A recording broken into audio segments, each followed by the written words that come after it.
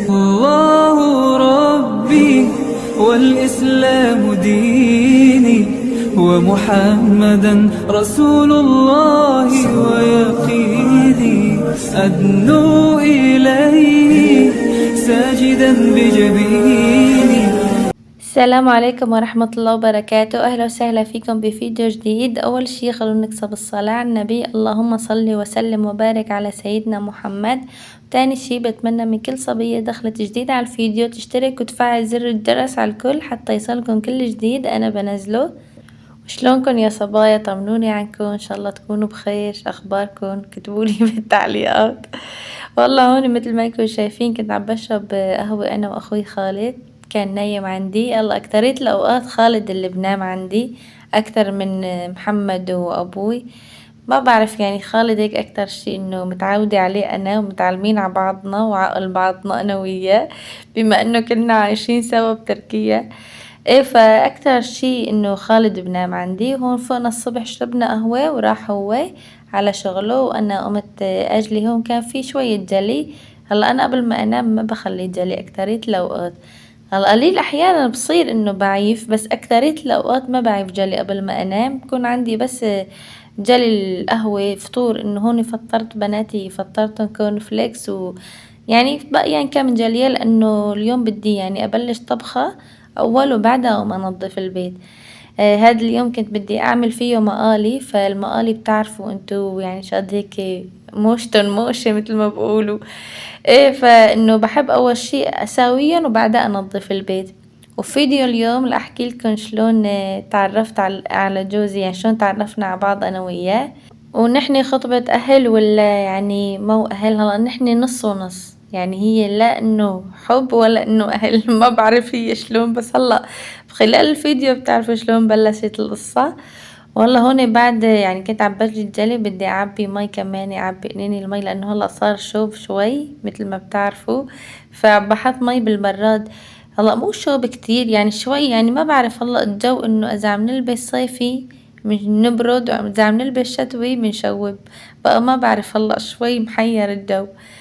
ايه وهلا هون جبت باذنجان وبندورة وفليفلة وبصل وبطاطا. بتعرفوا اغراض المقالي، كنت بدي اعمل البطاطا مكمورة وباذنجان يعني وبندورة مكمورين، مكمور يعني، وبطاطا مكمورة. ايوه وهلا هون بقى احكي لكم القصة شلون بلشت. هلا انا مثل ما قلت لكم بيت حماي هن باللاذقية عايشين، يعني ساكنين هنيك بس بنجلوا زيارات لهون. فنحن طلعنا لهنيك على اللاذقية واستأجرنا بيت جنب بيتهم يومها. هي من ايمت تقريبا من 10 سنين تقريبا هالحكي. ايه فاستأجرنا بيت جنب بيتهم. ايه يعني تقريبا كنا ساكنين جنبهم، بس انا ما شفته ولا مرة انه وقت اللي كنا ساكنين انه ببيتهم ولا شي. بس شلون شفته وشافني اول مرة، رحت لعندهم على المحل كنت بدي اشتري. فكان اول مرة تشوفني فيها، هي اول نظرة. ايه فاشتريت من عندهم يومها، يعني كان لازمنا اغراض ماني متذكرة بالتفصيل ايش اشتريت، بس انه اشتريت من عندهم شي ورحت. ايه فبعد يومين تقريبا اجت لعنا حماتي، انه هيك جارة تشرب قهوة، مو انه هي ما كانت حماتي لسه، بس انه هيك جيران ويجوا. اجت لعند امي شربت قهوة. ايه وبتعرفوا انتو حكي النسوان انه بيت مين انتو ما بيت مين انتو كذا، وبين ساكنين بحلب وهالشغلات هدول. ايه وبعدها نحن نزلنا حلب. وبعد تقريبا شي سنة ونص، يعني بعد ما انه انا شافني اول مرة جوزي وقت اللي اشتريت من عندهم، بعد سنة ونص تقريبا. يوم هاد اليوم احكي لكم شلون صار. ندق الباب، امي كانت عند الجيران تحتنا، فندق الباب انا فكرت هاي امي. فرحت افتح الباب ولا لقيت مرة، يعني مرة غريبة ما بعرفها. قلت لها اهلين هون، انا عم بقول لها انه اهلين. كانت طالعه امي على الدرج فقالت لها ايه اهلين. قالت لها انه بدي اشرب عندك قهوه. قالت لها بس انه مين يعني؟ قالت لها انا فلانه اخت لفلانه، انه لحماتي، هي كانت خالته لجوزي. قالت لها ايه اهلا وسهلا، مين يعني؟ تذكرته طبعا ودخلت لعنا شربت قهوه. وهون يوم ما قالت لها لامي انه حماتي بدها يعني تجي لعنا، مشان تخطبني لجوزي وبدها رقم تليفون أمي وهيك هالتفاصيل هدول. هن خالته لجوزي هي وقت اللي حماتي يعني مو عرفت نحن بيت مين وكذا، فوقت اللي هن قالوا لأنه بهالمنطقة هن ساكنين وهن بيت هالعيلة، وجت خالته لجوزي سألت وندلت على البيت وإجت لعنا. فهي إجت لعنا أول شي مشان إنه تاخد رقم أمي، وإذا نحن يعني موافقين وهيك عشان تنزل حماتي فورا إنه يفصلوا الحق ويخطبوني. وبهالفترة السنة ونص يعني اللي غبنا فيها هون كان جوزي مسافر على تركيا، وكان تقريبا صار له شي سنة مسافر، وإنه وقت اللي سافر لهنيك وقرر إنه بده يخطب، فإنه قال لحماتي إنه هو بده ياني أنا. هلا هو من أول ما شافني قال لحماتي، بعدين حكالي إنه بده يعني بس إنه كان رح يسافر، فإنه على أساس إنه بعد ما يسافر وهيك إنه يخطبني. فأنا هون بعد ما عرفت إنه هو مسافر بتركيا صار يعني يعني السبب هلا اللي خلاني أوافق أكتر شي، في كتير أسباب طبعا، بس إنه هو شلون بدي أقولكن إنه سافر ويعني عدى تقريبا شي سنة ونص وسافر وراح على تركيا، وأكيد يعني بتعرفوا في بنات حلوين بتركيا، وإنه هو لسه مثلا بده هالشخص. يعني أنا بحب الشخص اللي بكون له رأي، خلص أنا بدي هاي الشغلة. عرفتوا شلون؟ فهمتوا على ايش قصدي؟ انه ما انا والله مثل الشباب البقية، انه يعني مو كل الشباب طبعا بس انه نص، انه خلص المهم يعني بنت او يخطبوا له بنت مين كان عادي. لا هو كان انه له رأي، وانه خلص يعني بده هاي الشغلة، هاي اكتر شغلة يعني حبيتها. وافقت طبعا يعني فورا وافقت. انه انا مو شلون بدي اقولكم ما شفنا بعض، لانه انا بعرف شكله وهو بيعرف شكلي، انه ما في داعي نشوف بعضنا او هيك شي. فهون نزلت حماتي بعد ما حكت امي معه وحكوا، ونزلت حماتي على حلب فورا يعني. صار فصل الحق واشترينا المحابس وانخطبت الحمد لله رب العالمين. هاي قصتي كانت يعني. وبعد ما انخطبت فترة تقريبا شي سنة تقريبا انخطبت. طلعنا انا وحماتي يوم اللي طلعت على تركيا، طلعت انا تهريب، فانا وحماتي طلعنا سوا وعشنا مغامرات كتير انا وياها سوا. عن جد يا شقد صبايا شقد تعذبنا انا وحماتي وقت اللي طلعنا. نحن طلعنا اول مرة طلعنا تقريبا ضلينا شي 20 يوم على الحدود، ورجعنا نزلنا ما حسنا نقطع يعني. وهون وقت طلعنا كان صيف، عن جد قضينا ايام يا شد صعب، نطلع الجبال وننزل. بتعرفوا انتو الطريق تركيا التهريب شقد صعب. فما صرنا اسمي انه نعدي، وكتير حاولنا ورجعنا مرة تانية. رجعنا حاولنا طلعنا كان شتاء. هاي المرة اللي يعني اللي دخلت فيه على تركيا، بس تقريبا نحن حاولنا شي 3 محاولات وبعدها دخلنا. وفي محاولة من هالمحاولات يوم اللي يعني كنا نقطع وانمسكنا. والله مرة الكلاب فلتوهم هيك، انه كلاب هدول الحراسة هيك صاروا يرقدوا ياي. عن جد عشنا مغامرات انا وحماتي كتير، تعذبنا لبين ما وصلنا على تركيا. هون كانت حماتي كمان انه عندها ابن حماي وجوزي كانوا بتركيا. هلا انا ابن حماي عندي ابن حما واحد بس ما في غيره. فكمان كان هو بتركيا. هلا هو نزل بسوريا هو، بس قبل كان بتركيا. كمان انه هي بدها تشوف ولادها ومشتاقة لهم، وانا كمان بدي اطلع عن جوزي. يعني كنا متحمسين ونحاول. تعرفوا حاولنا انا وحماتي تقريبا شي 12 مرة بالسفرتين اللي طلعناهن، لانه نحن طلعنا على ادلب. حاولنا تقريبا شي 5-6 مرات وما حسنا نعدي، ورجعنا حلب ورجعنا طلعنا مرة تانية. فيعني تعذبنا عذاب يا شو تعذبنا انا وياها. بالاخير الحمد لله رب العالمين يعني وصلت لعنده. وانا وحماتي تقريبا ضلت حماتي هنيك بتركيا شي 7-8 شهور، وبعدها نزلت على حلب. وبس هيك مثل ما عم بحكي لكم. وهلا هون احكي لكم بقى على الطبخة. اخذنا الحديث. حطيت بصل وزيت وبندورة، وبس انطبخت البندورة حطيت فوق الباذنجان المقلي والبطاطا، بس توم وكزبرة وزيت وكمرتها هيك مع بعض شوية فليفلة. وهلا هون بعد ما جهزت الاكل وخلصت سويت الغاز اللي تعبى زفر، بس ما حسنت اكل صراحة. يعني هاي الاكل بالذات وقت اللي بعمله ما بحسن اكل منه فورا. بس جهزت الأكل، طعميت بناتي كمان وجهزت الأكل إنه خلصت كل شي عشان أدخل بقى أنظف البيت. عن جد سبحان الله هاي الأكلة بالذات انتو هيك مثلي إنه يمكن من ريحة المقالي وهيك ما بحسن آكل منها فورا، يعني لبعد مثلا 3 4 ساعات ما أعملها حتى أحسن آكل منها.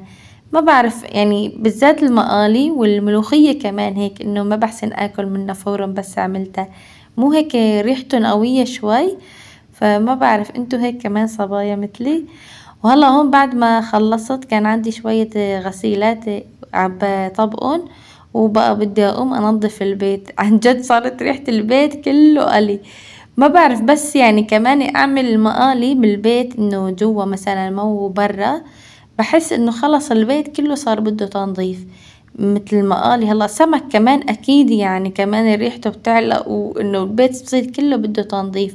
والمقالي كمان نفس الشي، والكبة كمان الكبة مثل هيك المقالي بحس إنه خلص بس عملتها صار البيت كله بقى بده تنظيف وبده بقى تطلع ريحة القلي منه. ومثل ما شفتوا خلصت المطبخ ونظفته على الأخير، وهون بعد ما دخلت على الصالون كان شوية هالغسيلات عندي عشان بقى أبلش بالشطف وأحط المعطرات والكلورات بقى عشان تطلع الريحة.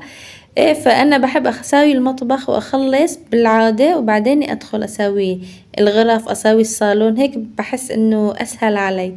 ما بعرف إنه ما بحب أبلش أول شي بالتنظيف الصالون والبيت وبعدها أدخل على المطبخ، لا بحب أول شي المطبخ وبعدها أخلص جوا أبلش فيه. كل هدول معك يعني ما شاء الله. جبت معك مصاري وانتي هون كمان هذول إلي هاي إلي. انتي هدول مصراتك بس؟ ايه قاعدة ما معك كتير ورجيني. ما بدي ما بدي ما بدي أعطيها وين لك خلص هلا أنا بدي أعطيكي تعي. هذا إلي. فرجيني معك. ولا كان معه وحدة من هاي وكمان إيش كان معه وحدة من هاي وحدة من هاي كمان. أنا أعطيك عم بعطيك هدول كان معه أنت بس. أعطيني ما بدي إنه ما بدي وأنت أعطيني. إيه بعطيكي. أنا كتير معلش مالي أخذ من حدا.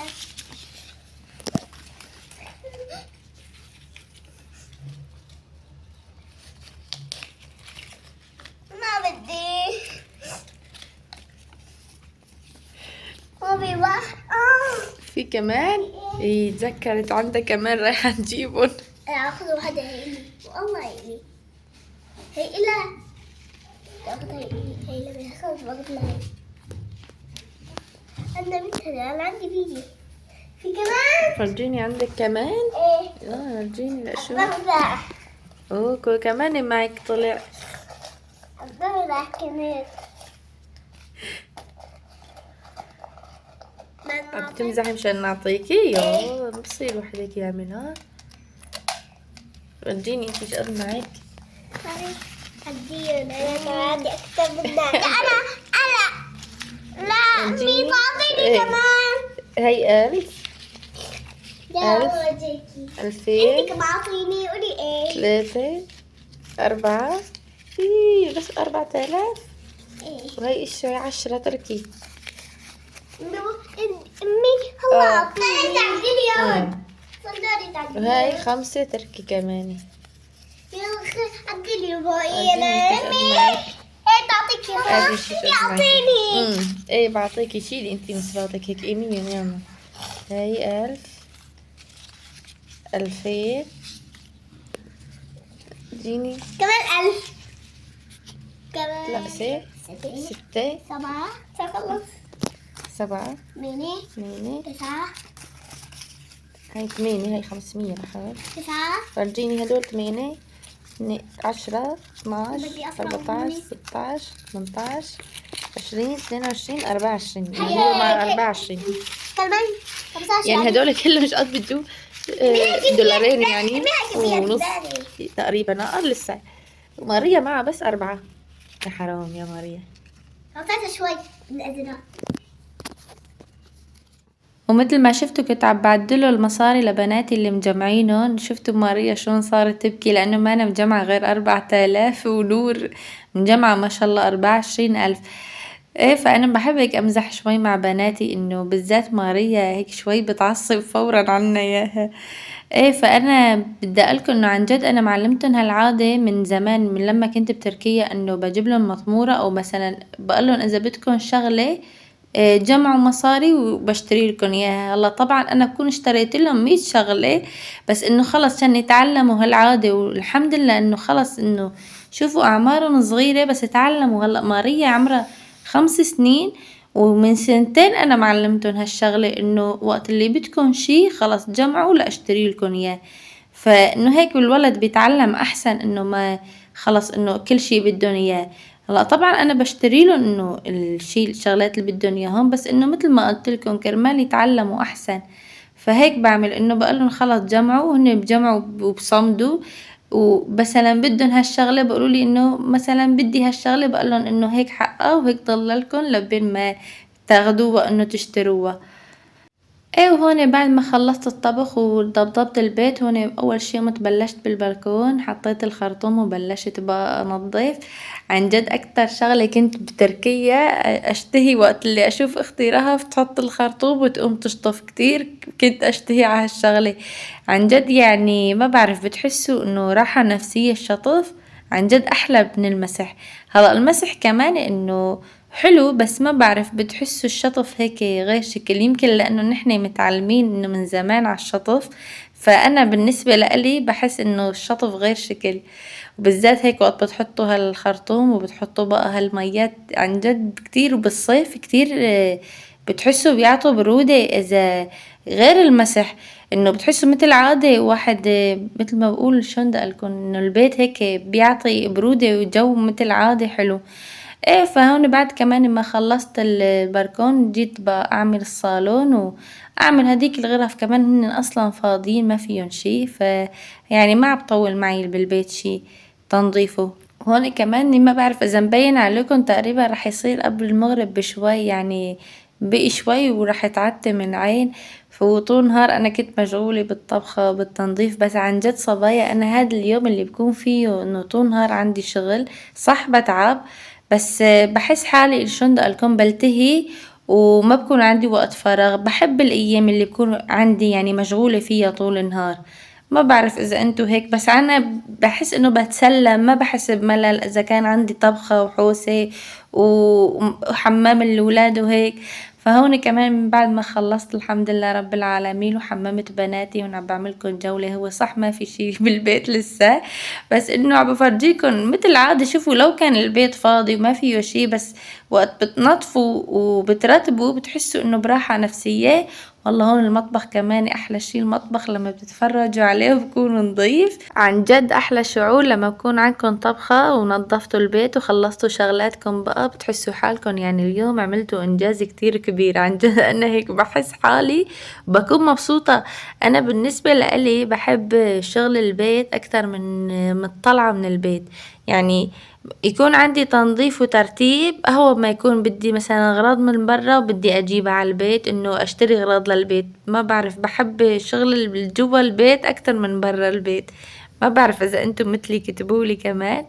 ولهون بكون وصلت معكم لنهاية الفيديو، ان شاء الله يكون الفيديو عجبكم وحبيتوه وتسليتوا، واستنوني ان شاء الله تعالى في فيديوهات جديدة وروتينات جديدة. بحبكم كتير، سلام.